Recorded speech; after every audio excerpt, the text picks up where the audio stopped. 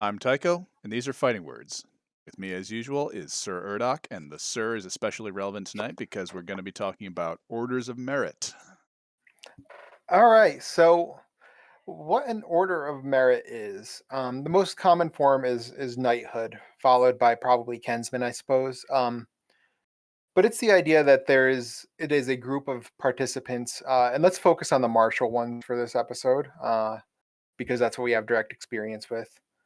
So, a group of fighters um, who have chosen to mark themselves out usually for a specific achievement or a general level of achievement. It doesn't have to be a specific achievement, though some of them do have checklists. So, you mentioned that we do have specific experiences with the martial form. Mine is mostly from the outside and a little bit from the doorstep. I was taken as squire by Sir Dodnel Le Savage in Torrendor back in the day and was technically his squire for many years, even after he left the game, because you and I are very much a little bit bureaucratic that way. So even though he had left the game, we still considered him to have the primary claim on my service as a squire.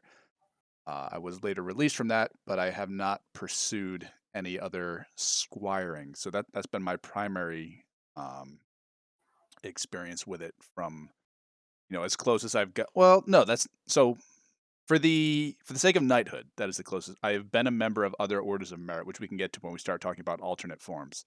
But for the purposes of the primary discussion, that of martial knighthoods, that's been my uh, extent of my experience. Uh, so just to add a little bit more, so it is an order primarily based um, on your proficiency on the field, either the melee field or the tournament field. And there's usually an attached code of conduct. I left that out. There's usually behavioral expectations beyond is good with a stick. Not always, but usually. Right. In my case, Sir Donnell actually made the offer not because I was showing up to Torrendor and dumpstering people, because I wasn't, but because I had managed to create and lead a group at my college that lasted for as long as I was there. I mean, there were one or two fighters still floating around after I left, but for as long as I was there, I was bringing people out to fights. We were doing weapon builds, and he actually didn't invite me for any level of martial prowess. He wanted me to serve as his squire because of the leadership he saw me displaying. And we can get into more of that later on. So, my personal pedigree for the Order of Merit, I am a Knight of the Mark. That is an order that is based in Markland Medieval Combat Society or Medieval Society. I was knighted by Sir Biren Blackcross. I was his squire. He was a second generation Knight of the Mark, I believe, under Cheslov. Um, was his knight. The Knights of the Mark are a combination of martial martial order and a service order. Martial meaning that there is a certain level of skill involved in being considered for it. It's not the primary criteria, but you are expected to be above average in almost every form of fighting. Um, and it is also a service order because there is an expectation that you will lead organizations and help bring newbies into the game. Um, so that's my pedigree. I have since carried that into Hearthlight, though for a bunch of reasons.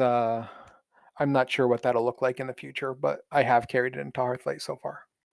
Now, since we've mentioned Hearthlight, I know we want to do a comparison. Hearthlight, as well as Dag, and to the best of my knowledge, Belagarth, does not have an overriding national standard on what constitutes a order of merit or a knighthood or anything of that sort.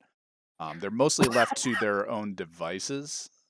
And Hearthlight, I don't think has much in the way. Hearthlight's a fairly young organization, so there's not a lot in terms of established doctrine as to what an order of merit could or should look like. I'm not even sure there are any apart from carryovers from previous games that people have come from. There are the carryovers. and those are all unit based. So a lot of times, one of the big differences with the Hearthlight Dag Bell family of Orders of Merit is they tend to be unit based because there is no overarching standard, no official standard.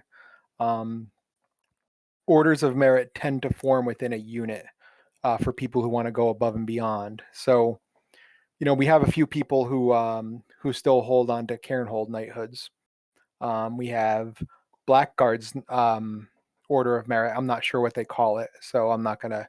I'll just give it the generic Order of Merit name.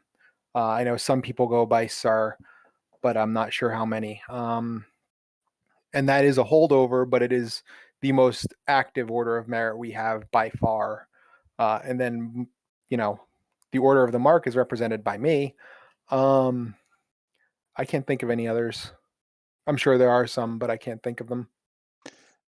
I can't think of any either. Part of that might be because I mean I'm still thinking in terms of things that are like the Knight of the Mark or like the Order of Tauren. There's probably other smaller like I guess honor societies or prestige societies in various corners of Hearthlight that I just don't know about. I Um, wonder if the Monster Hunters wouldn't be considered technically an Order of Merit. Potentially because I don't know if Karnak means them to be a household or not. I mean, it Um, kind of straddles the border, but to hear yeah. Karnak and Drake talk about, and who's the other one? Nikolai. To hear those three of them talk, like there are absolutely achievement standards that are laid out, and their members are expected to meet those achievement standards. So, and I'll be honest with you, if Karnak asked to be called Sir Karnak, I'd have no problem with it. No, I wouldn't balk at that either. At the rate he's improved, and the quality of his kit, and he's a decent fighter. Mhm. It's not. I wouldn't be embarrassed to consider him a peer. So I would think they are an example of a Hearthlight born Order of Merit. Even if they call themselves a unit, I still think they're closer to an Order of Merit. Well, and there the line can get a little bit indistinct because I mean we have expectations as well for anyone joining our household. Not some units are just based on, hey, are you here? Then you can be in this unit because this is the unit that is here. Like you live in Scranton, okay, you're in the Scranton unit. Um, but there are, I'm pretty sure Blackguard has something along these lines. But I know we specifically have like a vetting period. We have nothing concrete. Like you don't have to show up with 3 belt flags and the scalp of someone who was asleep at guard duty in order to join. But there's definitely like an expectation there, and I, I think there's an expectation. There's a difference between don't be a scrub and we expect you to do this specific activity. And I think that's where the radiati don't don't really cross over into the Order of Merit territory, because they're like, yeah, we have standards, we have a vetting period, but there is no, once you're in, it's not like, okay, you need to keep doing X, Y, and Z activity. We're actually very loose on that. mhm. And I'm reasonably certain that the Monster Hunters have a, you're expected to do, you're expected to earn these merit badges. I'm pretty sure it wouldn't be to stay in the outfit, but to advance in the outfit, they have a progression. Right. Um, Whereas we're very and binary. You're either you're in in proby or you're not in, or out, yeah. And we did that on purpose because we didn't want a checklist. and we can Um, get to that sort of thing later when we talk about pros and cons. so yeah, so Hearthlight, Dag, and Bell, that whole family of games, because they're all the same game pretty much. They're Uh, very close cousins. um, They dance together at weddings. oh gosh. Oh, okay. Reasonably family friendly. um, so that's Hearth, Dag, and Bell. The SCA knighthoods, I gotta be honest, they're supposed to be more than purely martial. I'm not sure I buy that. there are certainly some SCA knights who are exemplars in terms of garb and teaching and behavior and being helpful in running the organization. There are, I'm not going to lie and say there are not SCA knights who are models of those things. And they are great people. There are also dudes who show up in sunglasses and a cowboy hat to court and just want to swing stick. And if the checklist is primarily demonstrate proficiency in X form, demonstrate proficiency in Y form, defeat this many people who have previously demonstrated their proficiency, yeah, I mean you will wind up with that sort of person. Yeah. Well, their process, as far as I understand it, from an outsider looking in who has heavily dabbled in the SCA, there is no formal process. It's get noticed. Now, Okay. in effect, that means go to tournaments and place, and very occasionally do some amazing shit on the field. Um, but for the most part, it means you go to tournaments and and you place. So in the East Kingdom, you hit Burka and Mud Thaw at a minimum. And then usually there is a formal squireship process where a member takes you under their wing and kind of trains you up. But that's not actually a necessary thing. There have been people who have been knighted just on by their own virtue, which is honest to God, if you run into someone who's been knighted in the SCA on their own merits without being a squire, get ready to get your ass kicked. Get ready to have the shit beat out of you because they are a hot stick. Um, I will give this to SCA knights. If you are an SCA knight, my automatic assumption is that you are a no shit fighter. And that would make sense from what you've described the process as. My only experience with the SCA has been what is often referred to as being a wire weenie. So I have no idea what that process looks. Although I imagine becoming an ogre might be similar. I never pursued it. Um, it is. It is. It's the talent pool isn't as deep. That makes sense considering the esteem that most people I spoke to seem to hold those of us who use Schlager and epee blades. Yeah. And just in comparison, I mean, it's not really a fair comparison because I actually have my most formal training in Olympic style fencing. Like that's what I have the most formal training in. And so I'm very good with the rapier because as the SCA uses them, it's a big epee. I understand that's not HEMA rapier, but SCA rapier is big epee. Um, and I was holding my own against ogres to a level that I absolutely would not hold my own against SCA knights in any form other than spear. I can hang with spear, but the other forms, if I'm going 1 out of 3, or if I'm going 1 out of 3, I'm doing exceptionally well. 1 out of 5 would be a way more reasonable expectation. But S- yeah, ogre fencing does have an order of merit in the SCA. So before we chip our shovels and wind up on His Majesty's East Kingdom hit list, let's move on to the last org that we wanted to compare. And I just want to make a note: we're not discussing orders of merit and campaign style ARPs because I've never seen one. I'm not certain they exist, and given the way that characterization and such works in games like those, I wouldn't expect them to. Um, I have no interest in an order of merit that has arisen in a campaign LARP, and I have a feeling I would not get along with anyone who does. I yeah, have a feeling that would go real rough. So thank God we've never run into it. yeah, Um, it's never come up. If you're a member of one and you want to like reach out to me and be like, hey, I could comment on that. I would be willing to. I'd be more than willing to entertain that conversation. Fight I've me, never seen it. scrub. If you're a member of an order of merit in a campaign style of LARP, fight me, scrub. Grab a stick and bucket. Let's talk. Um, but I do want to move on to the last one. Amp So, guard. amp guard.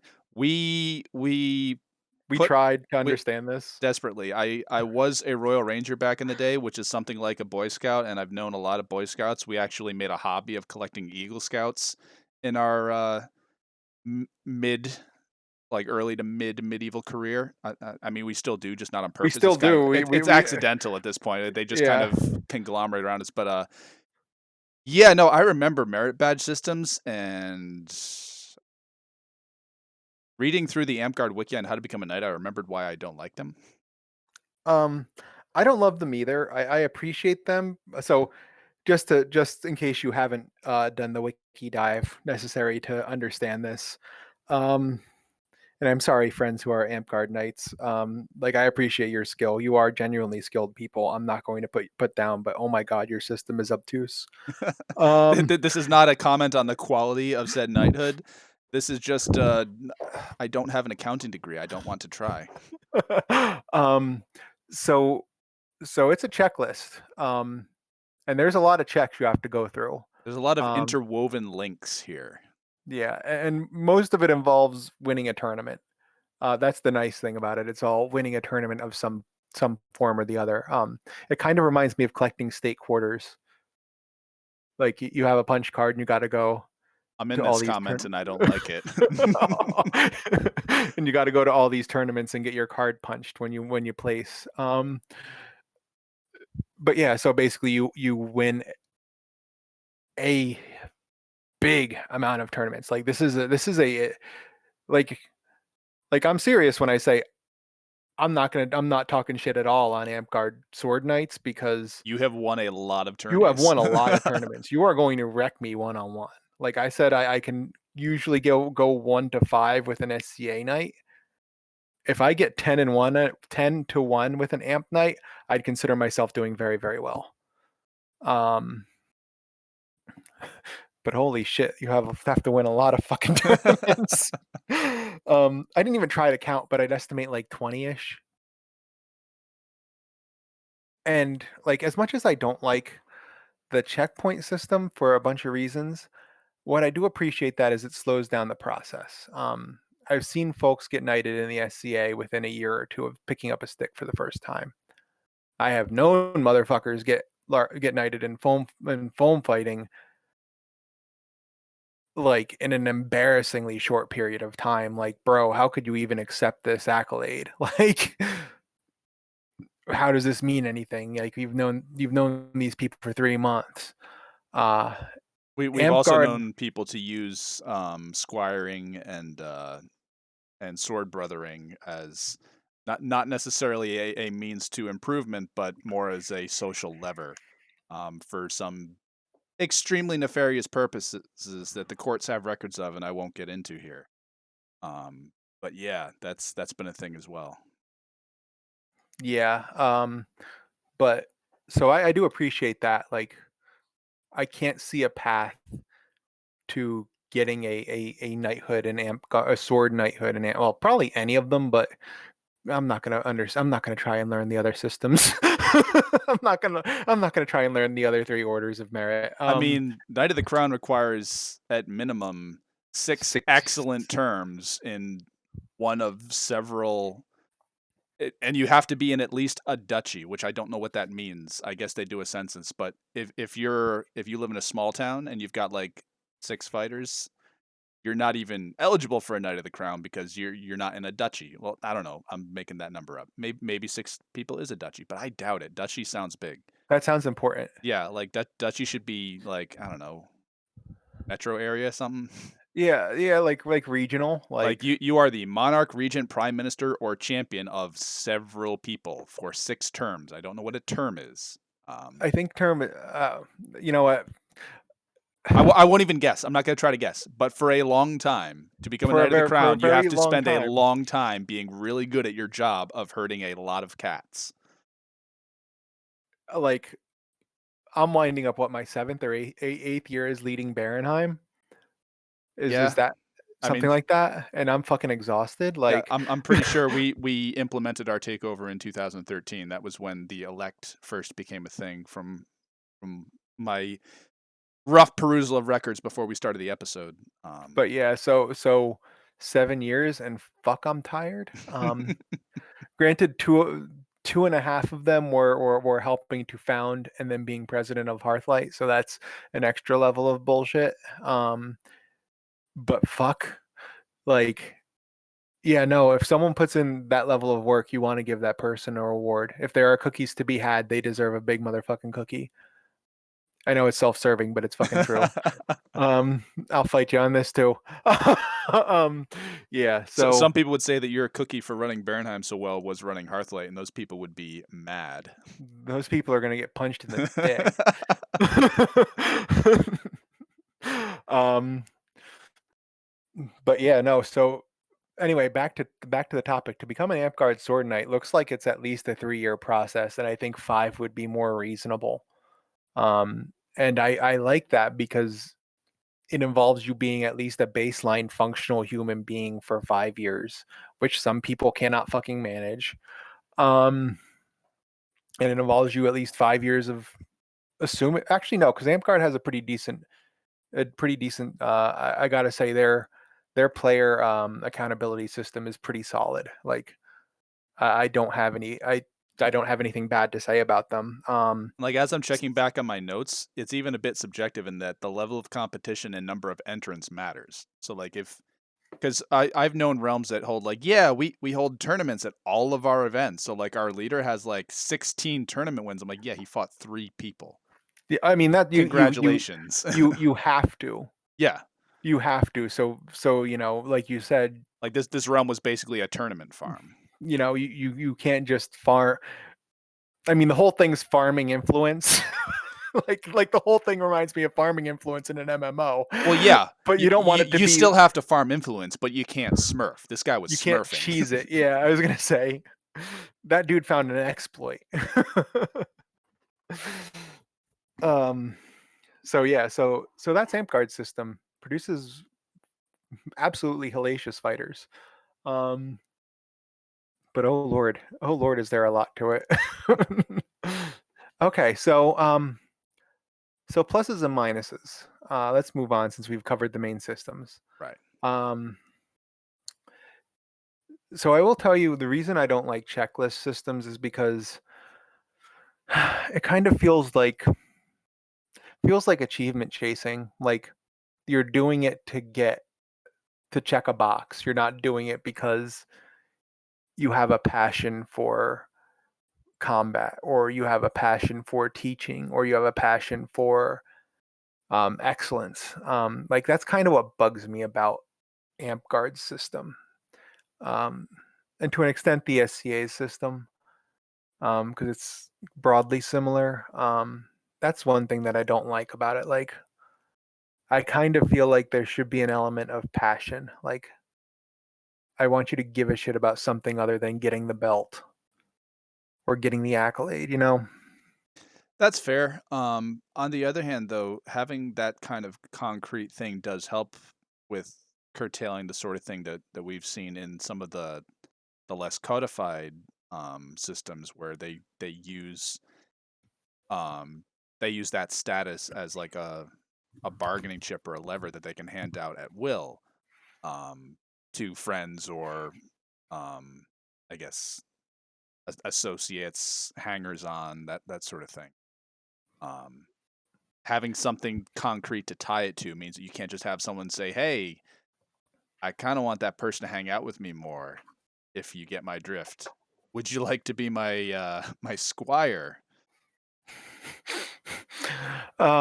You're not wrong. You're absolutely right. I'm not saying It, I it like the checklist system either because I don't. I do think that there needs to be a level of subjective appraisal involved. It's I just haven't seen too many examples of people doing that well, I guess. well, it's tough. And this is actually one of the reasons I have yet to take a squire, and I might never take a squire. Um, if your friend is squired under you for 2 years, or actually, honestly, anyone who is squired under you for 2 years, and at the end of that 2 years, you have to tell them they don't fucking rate yet, like, oof. that's not a fun conversation to have, and I think that happens a lot. SCA actually has a really interesting way of circumventing that, and it's actually one thing I really kind of like about the SCA. Um, it is tradition. It is not required, but it is tradition that the extant chivalry vote you in. So it's not just one person's decision to elevate you; it is a collective decision, and obviously there's always going to be social pressures because humans are humans and Right. social creatures got a social creature. um but I do like that as an alternate to, like, I yeah I like it. It helps keep a standard. And I'll be honest, if I'm at if you know, when I went to Ragnarok, and if someone introduced me as a knight,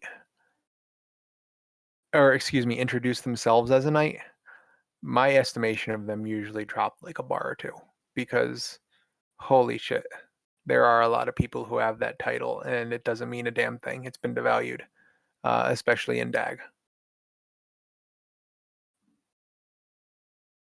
I know I just took a big dump in the middle of the podcast, No, but that I'm I not gonna I lie. I alluded to it. You clarified it a bit. That's totally fine. Um, Again, fight me. I was actually probably even a little bit less vague about it.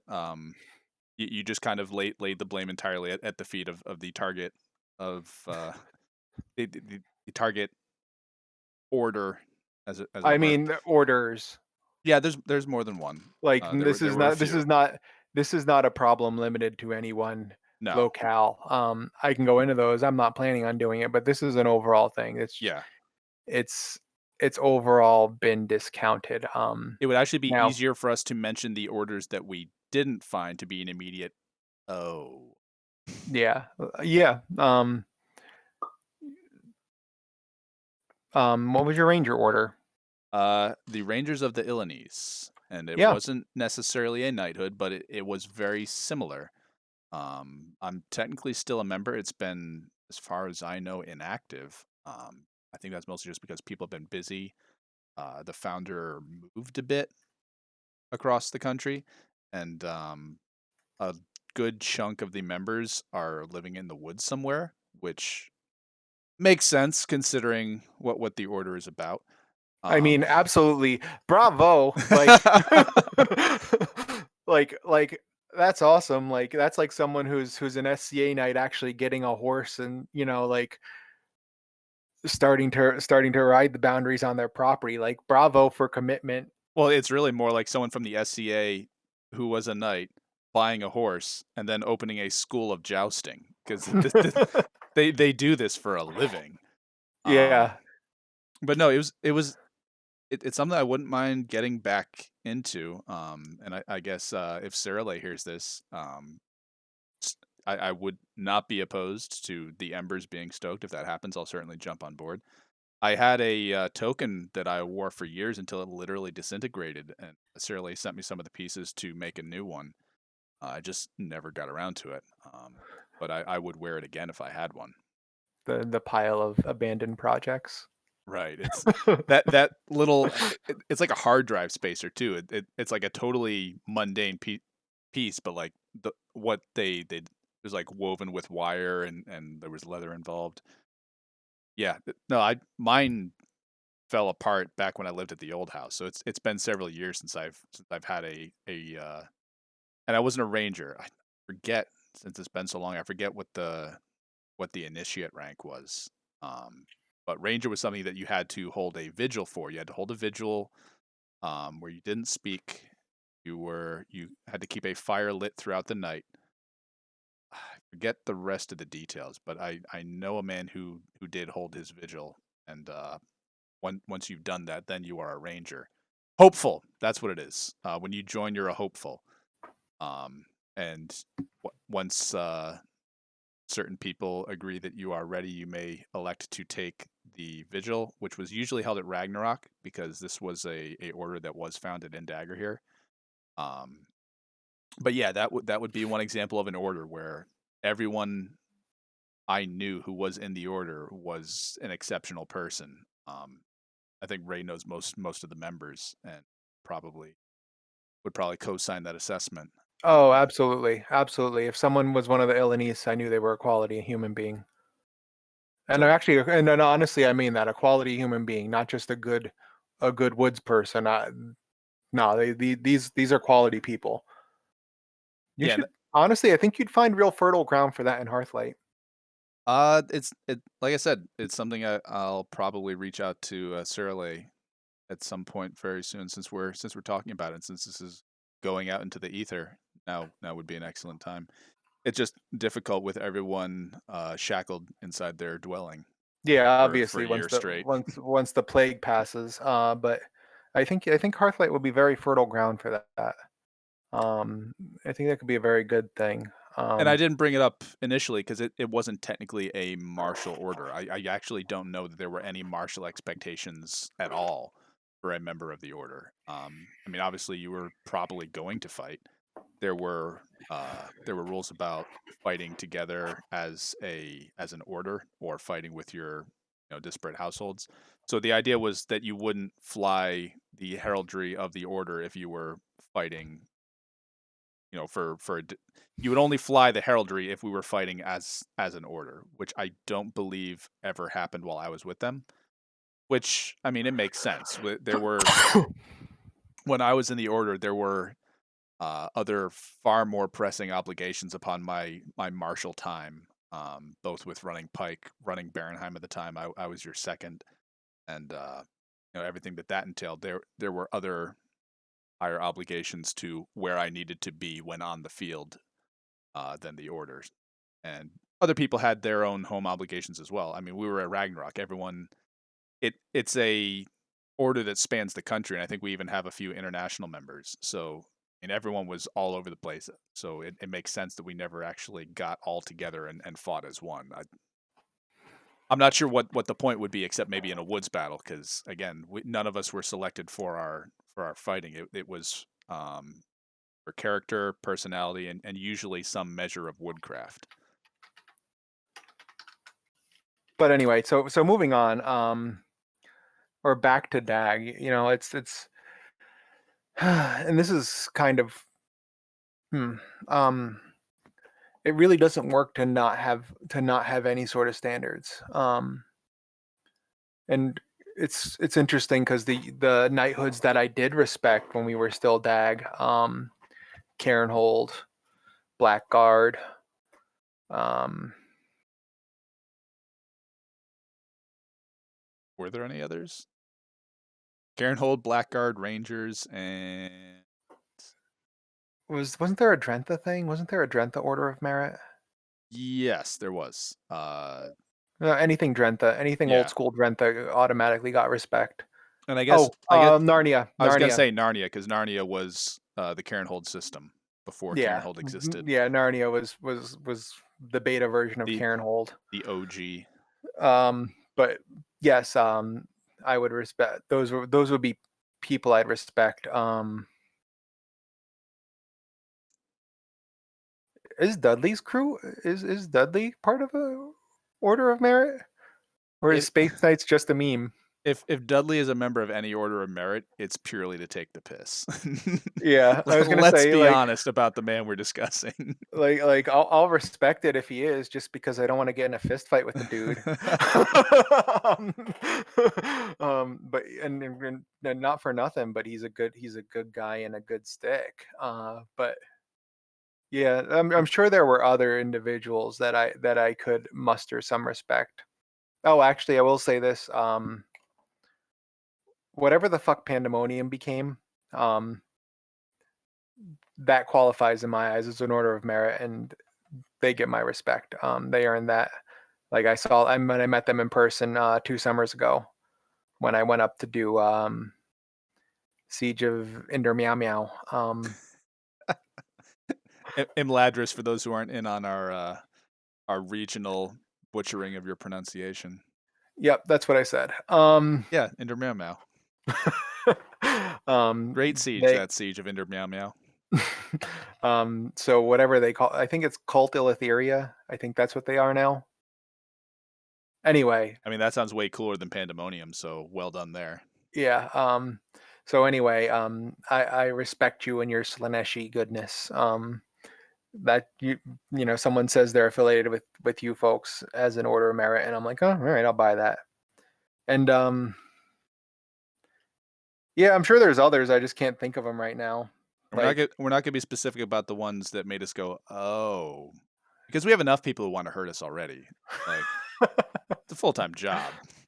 like I think it's been long enough that we've let most of those dogs sleep just because no one cares or socialize with each other anymore. So let's let those dogs sleep. Yep. But yeah, so the definite minus side of the informality is that anyone could call themselves anything. Um, and it kind of makes it kind of it kind of leaves a bad taste a lot of the time. Do you know what, though? I hardly ever encountered people who would just show up and decide they were knights. People always talked about that being like, "Oh, well, since we don't have standards, anyone could call them." No one ever just showed up and was like, "Oh yeah, sure, yeah, no, I'm a knight, yeah." I never ran into that. And Oh, if I had, do you know what? I probably would have had a bit more respect for that than for some of the orders that existed. oh, I've absolutely ran into that. The I, thing is, they usually don't. It usually ends after by the end of their first practice. I've had people come in with like backstories that were about how cool they were, but I No, I've had maybe I'm just not remembering. people have come in and called themselves Sir something or other. It is a thing that has happened. Um,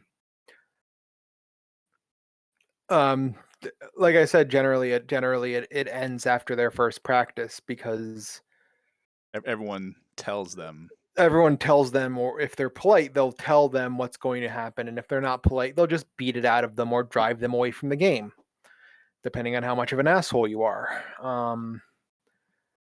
So But it that's another minus I can bring up. I'm always one of the things that'll really piss me off about anything in any system, any game, life, whatever, is people being made out as second class citizens or as like subhuman. And I definitely know orders that use their practices to harvest literal, like, just target dummies. They would just have people come to their like, yeah, no, come to our practice, and then they would just use that person as a pell. They wouldn't tell them that's they were being used as a pell, but that person would be the pell for the night. that's a Um, shame. I don't know if I've experienced that, and we could talk about who you're talking about specifically off the air, but I don't think I've experienced that, but that's a shame. Um but yeah, so there's a lot of issues with just having an order being wide open like that, especially when it has perceived social clout. And that's the thing. All these, to a degree, have perceived social clout. Um, so it's interesting. Some people have the exact opposite reaction. Furia, for mhm. example. If you call yourself Serta Furia, you're giving yourself a big old target on your back. Um, but yeah, so when you combine perceived clout and no formal standard, you're asking for trouble. Like that's just a recipe for trouble. Earn yourself an automatic hearing at War Council with this one simple trick. Dominus hates him. um so let's talk about some alternate forms and what makes them different and what makes them work Well, because I actually I want to stop you real quick because I want to try to squeeze in a plus. I don't think we've done that yet. okay. We went over pros and cons and we hit nothing but the cons, Well, which we we did because we were saying that having standards like SCA and AMP guard it inserts a floor. It inserts a floor because at the very least, they can fucking fight, right. and they're probably not a complete shit person though. I mean, Um, generally, that's neither here nor there. You've yeah, completed the checklist. Here's your belt. But I guess I would want to throw in one last plus. They can be a good way to disseminate um a specific type of culture because as much as I don't like seeing people reduced in status, an elevation in status does not by default reduce everyone around them, if that makes sense. Yeah. Um, Um, well, with especially if it's portrayed as a set of expectations, if that makes any sort of sense. It does, because what I did, and like I had a whole manual of stuff that was expected when I was a squire of the Order of Tauren. There was stuff about like maintaining an armory for the good of the realm. Like there was a lot of stuff in there that I never saw in practice. But like the idea was there, and like so people have sat down and thought up, some good systems. It's just that sometimes they didn't always hold themselves to it. And I think having something like that, it's the advantage of a mentorship program, I guess Absolutely. is what I'm trying to get down to. Because you and I never had a formal knight squire relationship. But like when you came back to Barenheim, I had taken a backseat from running things. Um, and then you kind of took point, and I tucked in behind you, and we took the realm, and then later the entire eastern seaboard. So yeah, there's definitely advantages to that sort of arrangement, and I think you can get a lot more good teaching and good thought going in an area when you have it at least two people working on that level who can then spread it to everyone else. Yeah, I will say that is a big plus. I actually did my own order a disservice, because when it's done well, like I had to do a lot of stuff to become a Knight of the Mark, um, and that included running a lot of events and helping out run other people's events, and doing public demos and just having a formal system that encourages you to build those skills. And I will say this: my knighthood was not a gimme. There were no guarantees, um, and I fucked up real bad a few times, and I got called to the carpet for that. So yeah, having that formal mentorship program, assuming the initial materials are good, is very very helpful. But that's kind of the assuming the initial materials are good,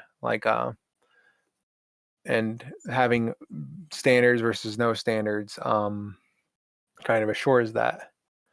Uh, but yeah, you're right about that. It does help with having a repository of knowledge, sort of a living repository, especially if that person is an active teacher and actively spreads those skills, to others. So I will say you're right about that. And just to expand on my point, I think they work best when they're seen as, yes, you get to put these three letters in front of your name, but in exchange for that, there is an ongoing expectation. You are basically assuming a job title, in service to the organization.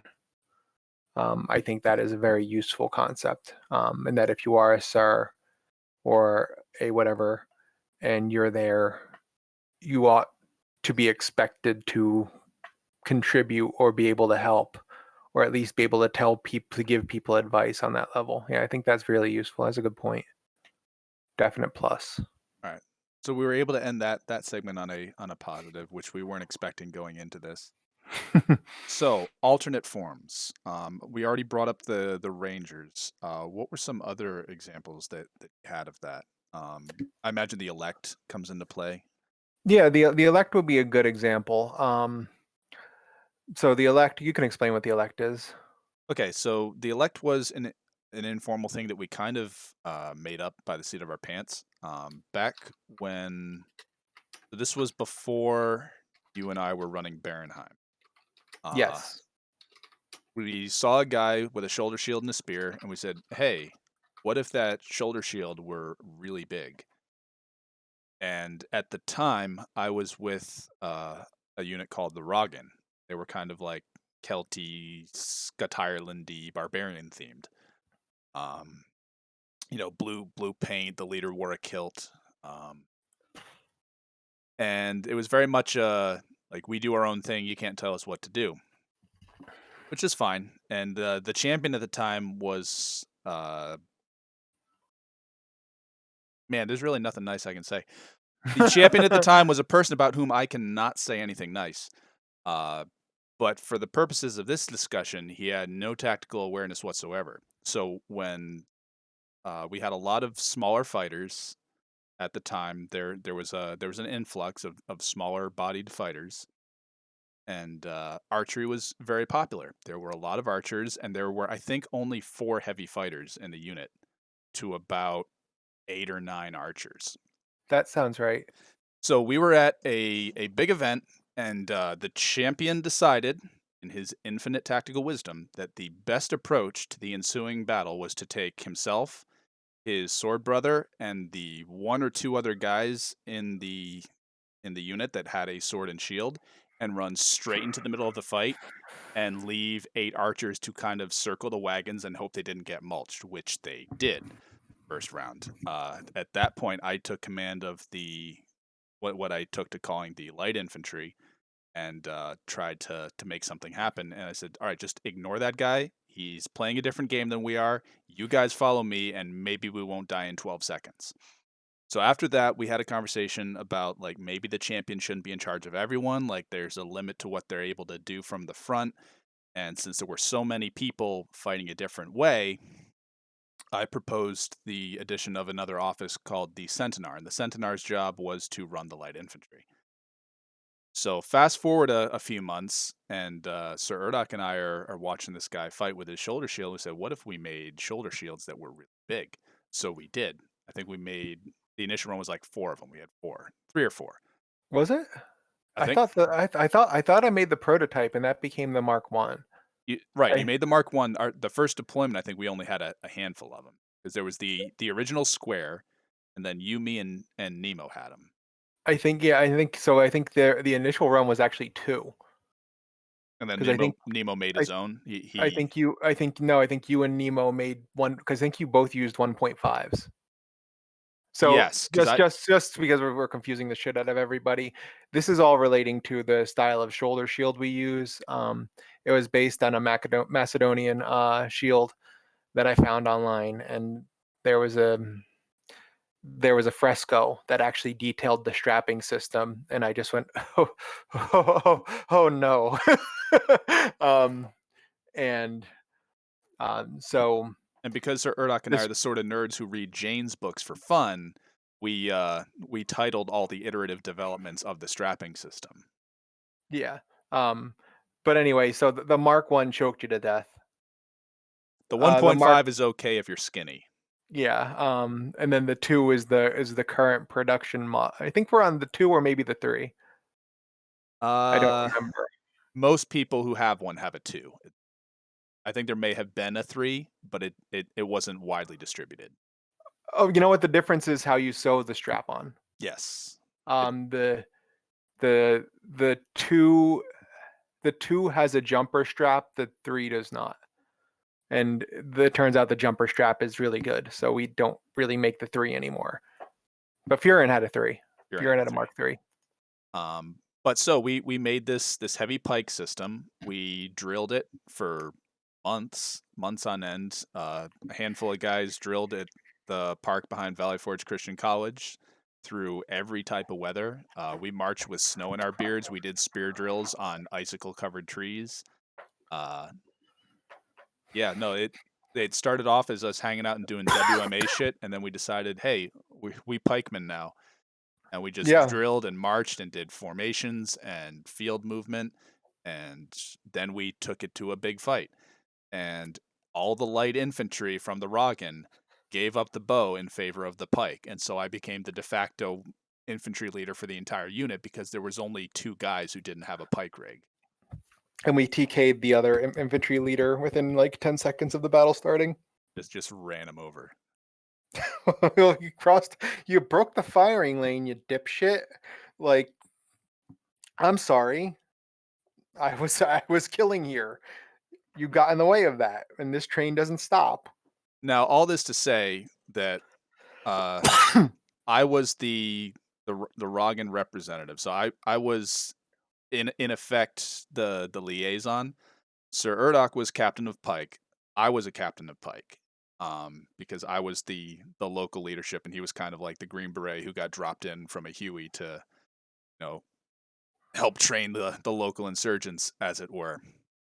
So we were captain of pike, and we had a whole theme to it, based on the Swiss cantons, and we had mottos, we had sigils. I actually still have the twin keys on my war shield that were part of the heraldry for the Oh, elect. I got him. I got him on my pavese. Yep, yep. So, Oh, so I will never stop rocking the keys. The keys are now part of my personal heraldry. yeah, no, I love the keys. That was a great addition. But we had two sergeants of pike. Were they made sergeants of pike at this event, or did we elevate them to captain of pike at this event? They were made sergeants of They were made pike. sergeant of pike. We So never got enough people in on it to to need elevate more than other two captains. captains, right? Yeah. So the way it worked was we had 16 people. Urdok and I each led an 8-man division, and within that 8-man division, we each had one of the guys who had trained for months with us. One was Gwaithalion and one was Nemo. So we each had one of these guys who had spent all this time training these maneuvers with us. So at one point in one of the fights, I believe the two elements got separated, and I Yep. think I was either dead or I was in your element, and they were on their own. But they took their element and they actually like led it around. I think that was the battle where we actually captured an enemy, like a unit surrendered on the field, which I've never seen before. Yeah, because we had to split this. We had to split the pike to go around them, Right. So we split the and pike to go around them. that's how the that's how the disorder came because for whatever reason in the organization, your 4-person block and was right behind my 4-person block, and then Gwaith and Nemo were on the other side. I think we were on the what was yeah leaders usually on the left. Yes. We were on the left side of the line, and they were in the center of the line, and we split it. That's what it was. So you and I took one element left, and they were left to go right with the other element. And then And the, we rejoined when we went around that unit that just fucking surrendered. yeah, we pinched them hammer and anvil style against somebody else, and they just did not want to fight 16 8-foot spears. um, All that to say that we then took that night after the fighting and after the feasting and the imbibing, we took Gwaith and Nemo across the lake, under cover of darkness, and we gave them oaths, and we swore them in as sergeants of pike, uh, because of their tactical acumen displayed on the field and their devotion to the training. So yeah, it was never a order of merit as such, like it wasn't a knighthood, but it was a very close analog. yeah, and I kind of like things like that in the Rangers because it's not about the status, it's about the thing. Like it's kind of like recognizing that you're part of this thing and you're dedicated to this, but like no one gave a shit. Like no one outside of the order gave a single fuck. Um, Well, not that we talked about it a lot, but right, no, it was, and you and I do have a very mystery cult aspect to a lot of the things we do, um, in this in this half life we live.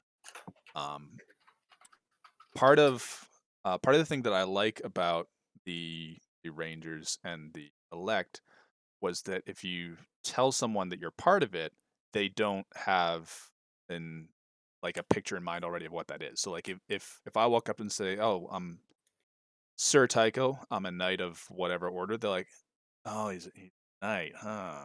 And that's either a good thing or a bad thing. They already know what they think based on hearing that. But if you tell someone, "Oh, I'm a member of the Rangers of the Illinois," well, what is that? Well, if you don't know, we can talk about it. Or if you're a sergeant of pike or a captain of pike among the elect, well, no one knows what that is. Is that a good thing? Is that a bad thing? I'd like to know more. And that's an aspect to these alternate forms that I think I actually only just considered this, but I really do like it. That's something that I like about these informal alternatives. well, I also like that they're not like a set apart. Like let's be real here. The word "sir" in Western culture is usually used as a marker of respect. Mhm. Outside of any sort of games, it's used as a marker of respect. And if you're claiming that, that is kind of setting yourself above other people, no matter what anyone fucking tells you, or no matter how much they include humility in their vows. When you're first off, I don't know anyone, or I barely know anyone who calls themselves sir without a hint of pride in their voice. I could probably think of some examples if I really rake the memory banks. Um, but it really is kind of like oh, you are something apart and better than the average person. At least that's always been my impression of it since from the very beginning. That's a valid read, especially the way a lot of people bring up that title as a cudgel. Um, like that whole concept of someone bringing up their titles in a war council meeting just kind of sticks in my head because I've definitely heard it done. There's that expectation that I'm Sir So and So, therefore the next 5 minutes are going to be important because I'm going to fill them with my speech. Yeah. Um, but things like the Rangers and the elect, like they don't have that. Right. Yeah, you might get curious about what they are, but like fundamentally, it's like they. I'm So if I tell you that I am a captain of pike in the elect, which again we never disbanded, I could technically make that We claim. could technically still make that claim, yeah. If I tell someone I am a captain of pike in the elect, I am not placing a burden on them that they feel they are expected to respect me for it. Which if I tell somebody that I am Sir So and So, I have just placed that burden on them in the context of this society. So if Yeah, you're listening to this as one of my probably vanishingly few viewers who aren't enmeshed in this culture, if someone tells you that they're a sir, they're putting the expectation on you that you should respect them, and that's gonna be in your head. absolutely. Um, yeah, absolutely. So that's kind of one of my favorite things about it, like, and the fact that it doesn't have the social expectation that kind of weeds out the climbers. Like Yeah. like no one who pushed a pike with us wasn't really into pushing a pike. No, no one joined up to push a pike so that they would get a cool belt and get to have people listen to them. And that was Like never in the cards. like the only thing you'd get was two keys I found in a thrift store. Yep. And Woohoo. put on a little so you get a fancy keychain and responsibility because I yell at you more if you're a sergeant or a captain. Yeah, I can only remember, I think one person, and I don't even remember who it was, but there was one person who wanted to join the Rangers who I was a definite no for because it was basically it was that. And it wasn't because the Rangers had any status in the game as a whole, but the person knew the type of people who were in it. They knew like a lot of us were from this area. There were several people who were local to this part of the country, and he knew all those people, and he knew that he wanted to be counted among that number. So it wasn't even that like, oh, I get to call myself a ranger. It was I know who all these people are, and I want people to associate me with them, and we turned that one down because they didn't have any other redeemable qualities. Hmm. Yeah. So like I think that's the really the good thing about alternate forms of orders of merit. They kind of let you keep that motivation and that drive and kind of weed out most of the social climbers. Not saying it wouldn't happen, but it's way less likely to happen. Especially like if it's something like the elect, where there honestly there were fairly heavy obligations. Like if you didn't fight with the pike, you weren't going to be in it. No, not a Like chance. and if you stopped fighting with the pike, you stopped being in it. like like it's very binary. You fight with the pike or you don't fight with the pike. Um, and now we never grew it to the point where we had the support troops that we had planned on. But they would have still been the tactics would have still been focused around the pike, even if you were a sword and bucklerman Right. or an archer. It's still all revolving around the pike. You're still fighting with the formation. So that's kind of nice. I kind of like that. I think were I ever to really focus on another order of merit, it would probably look a lot like the elect. Which leads me to how I wanted to wrap up. I know a lot of our audience is probably Hearthlight. I'm sure there's others from elsewhere, but if you're in Hearthlight and you've been thinking, "Huh, should I start a knighthood?" My recommendation, I think my co-host would agree with me, is not to think about starting a knighthood, but to think about starting some other less hard-coded order of merit, something more like the Rangers or like the elect. Or honest to God, I think the monster hunters are doing exactly what we're talking about. Oh, To sure. give credit where it's due, Yeah. like bravo, folks. Like you are, I'm not gonna lie, they have impressed the heck out of me every step of the way. Um, but yeah, like I would agree with that. Focus on improving yourself and people who want to improve with you, and formalize that, It and focus on what you. That would be my suggestion. Focus on the aspects that you want to get real good at. in my martial arts club, one thing the Sifu says often is find someone who knows more than or less than you. And it sounds like like a circular reasoning. Like obviously everyone in the room obviously knows more than or less than me. But it's also a reminder like what kind of mindset you should be approaching this next drill with. Like this is this person you're training with a junior? Well then it's incumbent upon you to teach them properly. Is this person you're training with a senior to you? Well then you should attempt to learn from them as best you can. And I think looking for that kind of if you think you have something to offer to the community, look for someone to mentor. If you're still kind of fumbling around, not sure, look for someone that you want to not exemplify, but like, look for someone Learn you want, from. yeah, someone you want to emulate. Look for someone you want to emulate, and maybe ask them like, would this be an arrangement that you'd be comfortable with, or like look for someone to mentor you. Yeah, and I think And that's a better way of building orders of merit and that sort of culture in Hearthlight than anything that's gone before. well, I think it just disarms a lot of the toxicity. Yes. Yep. Like, it really does. Like the Rangers. Like, you want to go do wood stuff? Are you a cool person? Do you want to do wood stuff with other cool people? Yes. Well, welcome on board. Check, check, check. The elect. Hold this. Strap this on. Stand there. You're on board. It helps. It helps if you grow a beard, but it's not mandatory. If you cannot grow a beard, store bought is fine. But yeah, no, I would agree. I would agree. I think that's about a good place to close this up. Yeah. Yep. So that's our recommendation. Find mentors, be a mentor, and maybe come up with the things as you go. And maybe this time next year there will be several orders of merit that we can discuss that have blossomed in Hearthlight. But until next year, we won't know. But for tonight, these have been Fighting Words. Have a good night.